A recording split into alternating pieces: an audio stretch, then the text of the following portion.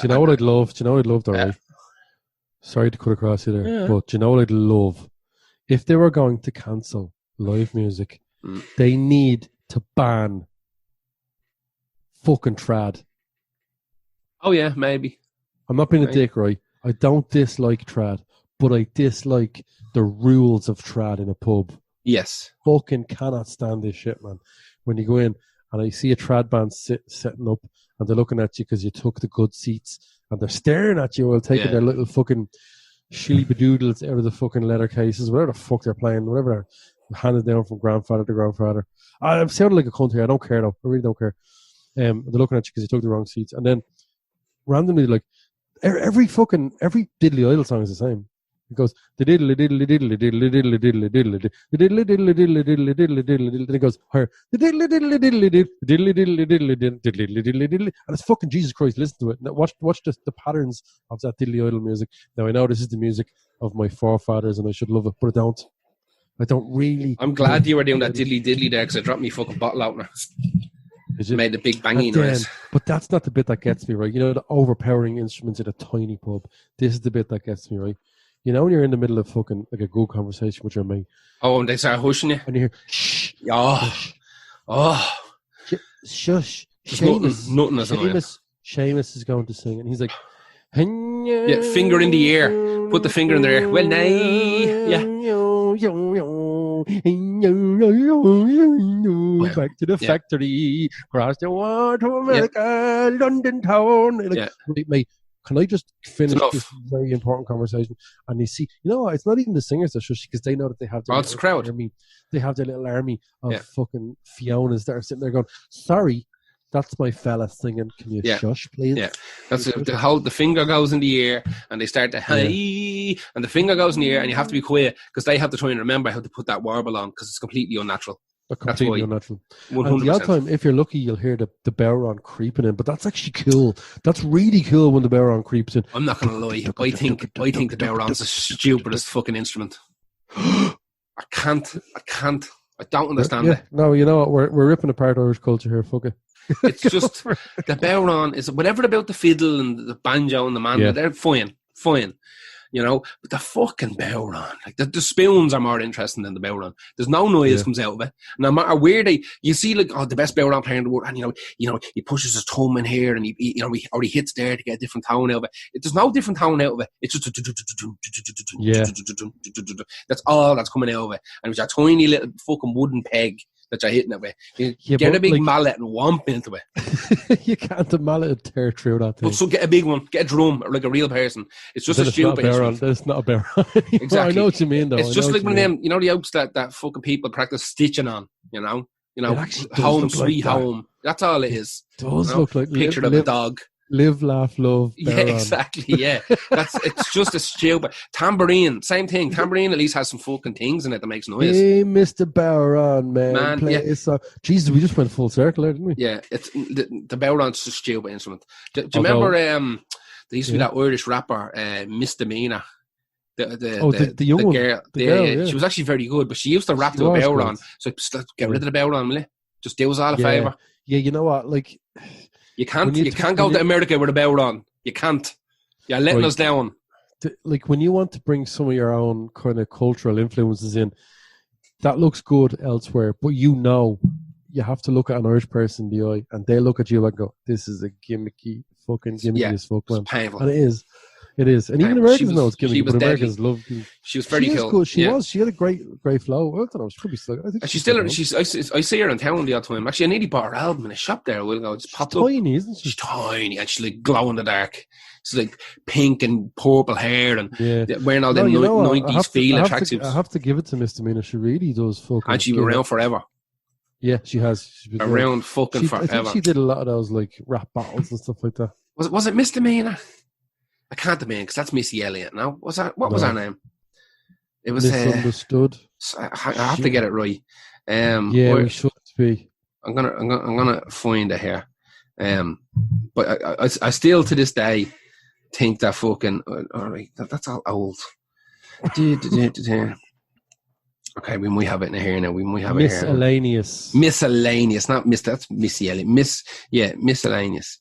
She spells it weird, doesn't she? That famous, she's from Finglas. There's that famous video for rapping to an L one, and the L one just goes, "Jeez, that's pretty good." Yeah, exactly. Yeah. Yeah. Oh man, I really want to play that now. When that song, I don't even know it's online. If it's online, throw it at the end. It is. Irish hip hop releases. Yeah, I'm trying to. Finglas rapper Miscellaneous spreads the word. It's on YouTube, and it's actually, I remember this. She's got a great flow. Like, at the time I was thinking, this is kind of cringy, but listen, man, this is 2011 that she's been doing this, and it's probably earlier than that. No, she is. Her flow, man, she stuck with it. You got to give it to people. She's absolutely one of the people that was doing the rounds for a long fucking time. And, listen, but just get rid of that fucking power on. That's all. Yeah, be rid of it, and everybody be ranting. We'll do my last song, and it's the God song. And the reason I left it in is because I got caught by the bollocks. Okay, heavy caught. I was looking at this song, right? I typed in there's a song. Before I get into this, right? Do you remember in the late 90s when we were kids watching TV? You know those sort of buy the CDs in packages, the infomercials or whatever. They were American infomercials, and there was one for Christian music. Okay, and there was like, "Happy birthday, Jesus," and then there was like, "Celebrate, Jesus, celebrate." Do you remember that ad? It was on every day with Rings this a bell. Christian, and there was loads of absolutely. I swear to God, man, these are not bad songs. Like, they're really not like that. Yeah. But then there was a song by Gary something called "Happy Birthday, Jesus." And I really wanted to put it in this, but it's not on Spotify. But what popped up was Robbie Williams. Really? Happy Birthday, Jesus Christ. Is that a Christmas album or something?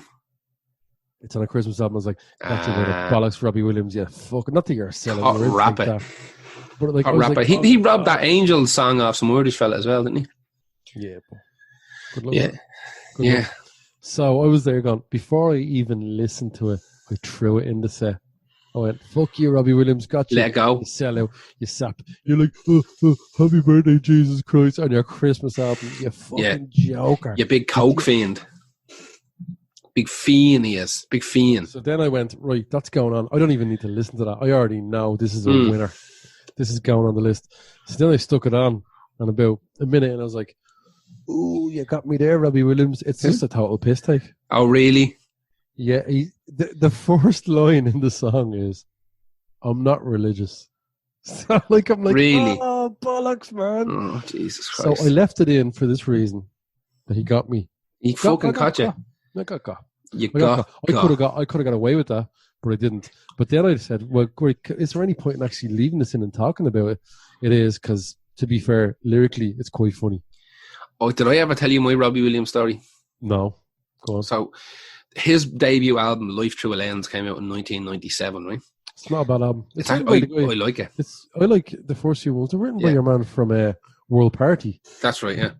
So, you're slugging me pale ale. That's not particularly nice. Tastes like old beer, but however. I hate those pale ales that think, "Oh, look, we're a pale ale." Like, no, you're a shite lager. It's just dirt, yeah. It tastes like old fucking, like a can of beer you had when you were 6 that you stole out of your granny's kitchen. That's what it tastes like. Like a fucking Caliber, like a non-alcoholic or something. It's, what is that? How did I drink it? Caliber. Yeah. That's what it tastes like. It's making me cough.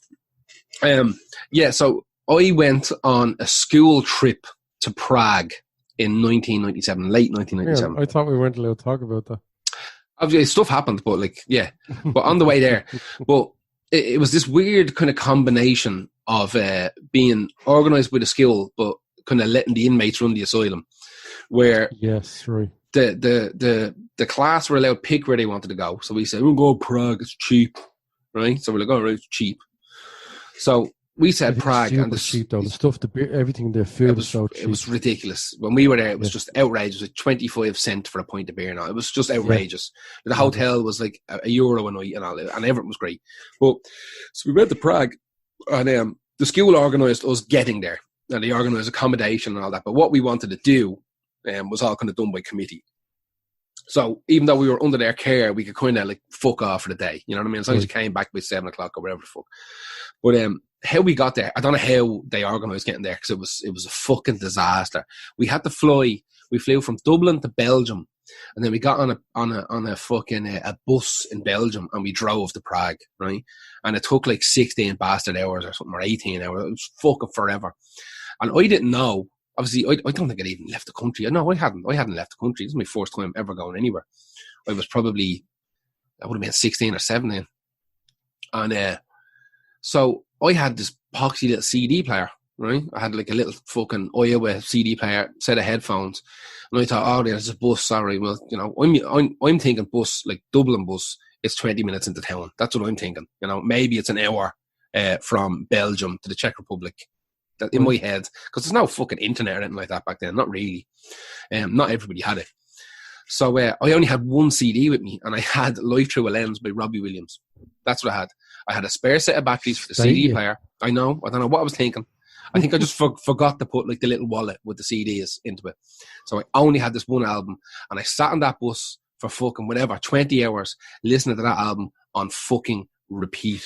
And to this day, I can probably do every lyric of every song. I don't remember the names of the songs, but once I hear the music, it's so bet into me from being on that fucking bus for like a day, listening to that one bastard album.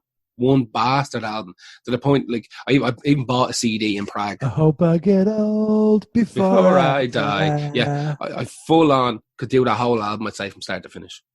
Because I fucked up, and I brought one with me, and everybody else that was on the bus was fucking mutant. So even them. High. Even She Makes Me High, and even the B-sides. Oh, hang on. Lazy Days, South of the Border. No, man, yeah. Like, good songs in the album. I don't care. Good fucking songs in the album. Life Through a Lens, Ego a Go-Go, that's a good song. One of God's Better People, Killing Me, Clean, Baby Girl Window. It's good fucking... You have to admit, Let Me Entertain You is not a bad song. I love it. I don't give a shit. The way that's fucking written and produced, that sounds fucking great. That's a good controversial like there. That's... well, you could have done controversial instead of picking a lot of cool fucking hip-hop songs, you prick. Anyway, your man Guy Chambers wrote loads of that, and he's, absolutely. Yeah. The fucking... But he had to give fucking the rights to Angels back to man. Ray Heffernan, who's an Irish guy. Because apparently, did you ever hear that story? Yeah, it was based on a song written by Ray Heffernan. Yeah, so Ray Heffernan was this fucking coke fiend, and so was Robbie. And Robbie was doing a gig or something in Dublin, and he met your man Ray Heffernan somehow, some way, and they go off on a mad coke binge for fucking whatever 3-4 days, off in the piss, sticking shit up their nose. And Heffernan, who was like a bit of a budding songwriter, had written the song about like his dead son or something like that. And he pulled out the guitar and he fucking played it to Robbie. Robbie's like, yeah, right, that's great, it's brilliant, it's got to change the world, it's got to be great, yeah, oh God, get the bag out. And fucking, so I think Robbie fucked off and kind of came out with the days like, oh jeez, where the fuck have I been? I was like, I had this great idea for the song. I'm loving angels as well, and through it all, off he goes. Fucking sits down. Guy Chambers had this idea, man. Just came to me. Did you? And it turns out that it's fucking written by bleeding Ray Heffernan. He was this fucking bloke from Dublin, and they had to give him a load of money. Then not that long ago either. It was the whole thing was in contention for ages. But apparently they're mates again, and they're writing songs together again. So Ray Heffernan and Robbie Williams. Yeah. Whatever, but look here. At the end of the day, I don't mind Robbie Williams, but I thought I caught him by the box. Also, without Angels, he would have no career. Forget it. Yeah, it's over. Absolutely, 100%. That was like the biggest song in the world for like forever. It was annoyingly no escaping it. But some of the lyrics of this song are kind of funny, where he rhymes a lot of things you wouldn't expect him to rhyme, like "Happy birthday, Jesus. You make people here so happy. I love that thing you did with the scampi." That's silly. But I gotta give it to him. Like he got me. I'll break bread with you if you really want me to. You can turn water into wine, and your actual birthday is Christmas time. Shut the fuck up. What album is that off? It's a Christmas album called. I'm looking at it here now. I see a Christmas album called The Christmas Present. The Christmas Present. It's actually on last year. All right. Yeah. It's pretty new. Little did he know, It's like featuring guest appearances from Tyson Fury and Rod Stewart.